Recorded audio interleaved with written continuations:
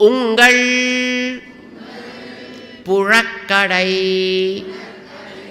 தோட்டத்து வாவியுள் செங்கழு நீர் வாய் நேர்ந்து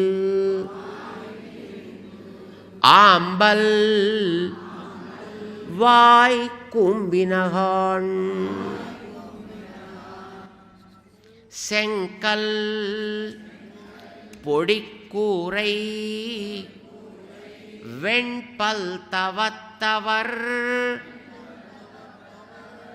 தங்கள் திருக்கோயில் செங்கிடுவான் போகின்னார்.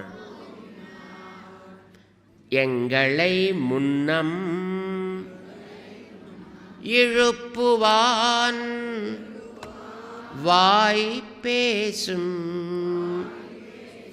நங்காய் எழுந்திராய் நாணாதாய் நாவுடையாய் செங்கொடு செக்கரம் ஏந்தும் தடக்கையன் பங்கய கண்ணானை பாடா ఏలోరెంబావాయ్. ఏమే సఖీ, ఇదేమి ముందుగా మమ్మలను లేపుదునంటివి కదా, ఇంతవరకును పండుకునే ఉన్నావేమి? లెమ్ము, తెల్లవారిపోయినది. చూడు, మీ పెరటిలోని ఎర్ర కలువలు విచ్చుకున్నవి, నీలోత్పలాలు ముకిళించినవి. కాషాయంబరులైన మునులు, యోగులు, తెల్లని పలువరుసలు కలిగిన వారందరూ దేవాలయాలలో భగవదారాధన నిమిత్తమై కోవెల తలుపులు తీయడానికి కుంచకోలను తాళపు చెవులను తీసుకుని వెళ్ళుచున్నారు. ఇవన్నీ ప్రాతకాలమగు సూచనలే కదా. నీవు చేసిన వాగ్దానమును మరిచితివా? నీకేమి, నీవు పూర్ణురాలువు కదా. సరే, ఇకనైనా లేచిరమ్ము. వాగ్దానమును మరిచిన సిగ్గులేనిదానా, లేవవమ్మా అనగా నన్నేల నిందుతురు?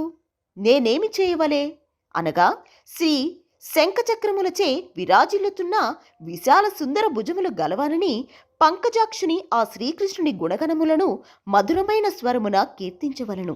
మేమును నీతో కలిసి పాడెదము.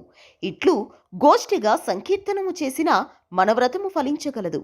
కావున వెంటనే మేలుకొనుమమ్మా అని గోదాదేవి ఈ 9వ గోపికను లేపుచున్నది.